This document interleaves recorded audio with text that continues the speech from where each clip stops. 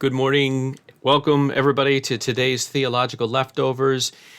We're going to continue to talk about, I started a new series, and those series kind of come and go depending on who's watching and if people are asking questions and if I get bored and all that sort of stuff. If you haven't figured it out by now, these videos, all of them, no matter what the series is called, is really just an opportunity for me to kind of have a creative outlet, to be able to be kind of random in the things that I do. So if you're looking for real consistency, if I start something and I don't finish and you're like, oh, I really like that. Well, it's your own fault. First of all, for overestimating my attention span. And number two, if you don't communicate with me, if I start something and I have 10 people that watch and nobody that comments, I don't feel terribly obligated to continue in that if my mind goes in another direction and finds something else cool to talk about. These videos, I am happy to say, do not reflect what we do here at Concordia. If we start a Bible class, 99% of the time we finish the Bible class. In terms of sermons, I don't do sermon series on Sundays. We do the lectionary, the 1-year series. We go through it every year, the same thing. Catechesis, there's 6 chief parts. I don't vary from that. We always teach the 6 chief parts, all right? I've been given something to share, and I share it over and over and over and over again. But I am a creative guy. I like being able to share things that just pop up in my devotional life or when I'm out wandering around and thinking and stuff like that. For me, that's what this is. If you like it, great. If you're irritated by it, you don't have to watch.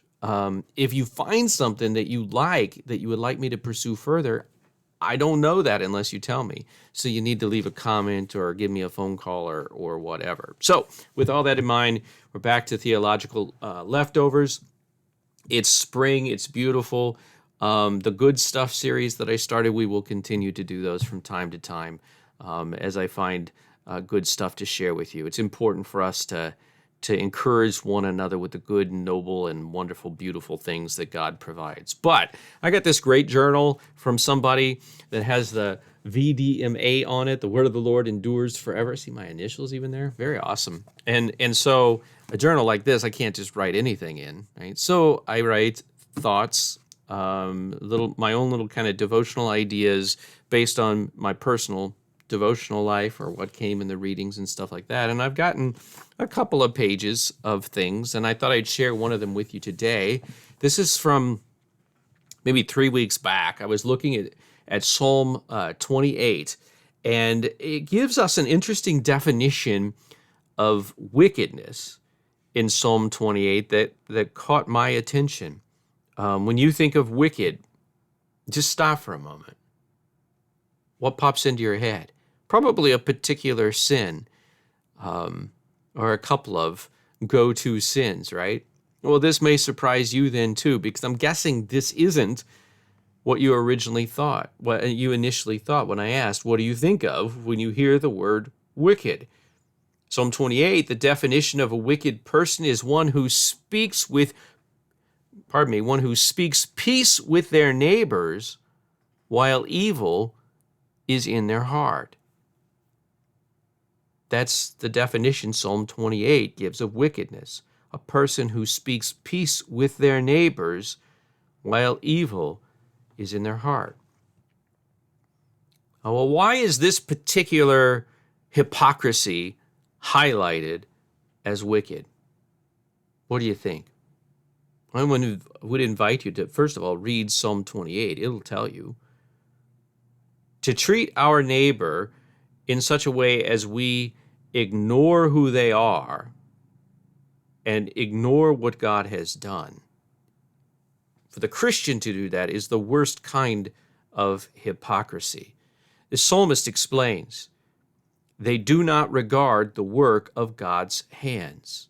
This is what happens when we speak peace with our neighbor while evil is in our heart.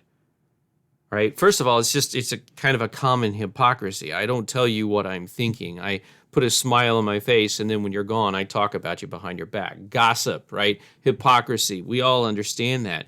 But we also all do it.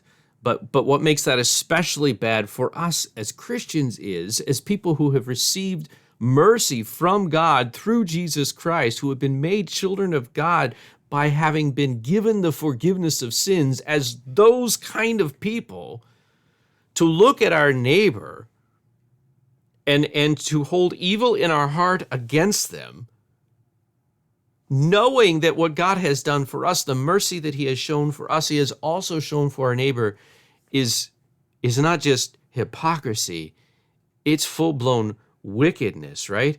It's like we look at our neighbor and we don't regard what God has done for them, the love that he has for him, the mercy that he has shown for them, that they may know, they may not even know. And instead of sharing that with them, instead of building that faith up in their lives by encouraging them, by sharing God's word with them, I'm playing this game where I'm acting like I'm their friend, but I'm really treating them in a wicked way by holding evil in my heart against them. The point of the psalm is this, and this is such an important thing to remember about the people that God has put in your path. Your neighbor is the work of God's hand. He created them, and Jesus died for their sins. He redeemed them.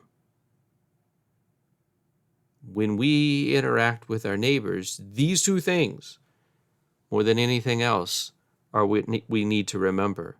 Not what they said, not what they did, not what they look like, not that annoying tick that they have or habit that they have or whatever. God created them. And God has shed his blood by becoming flesh for them, right?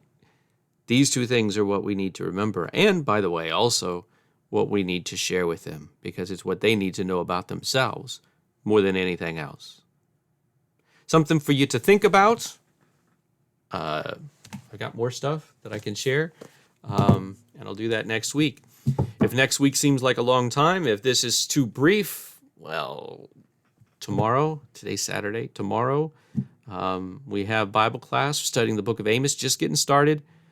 Good study on Amos, and that's at 9 o'clock downstairs at Concordia, and then at 10:30 we have the divine service, and you are most certainly welcome. We would love to have you. God bless you all. God bless you in this season of Lent.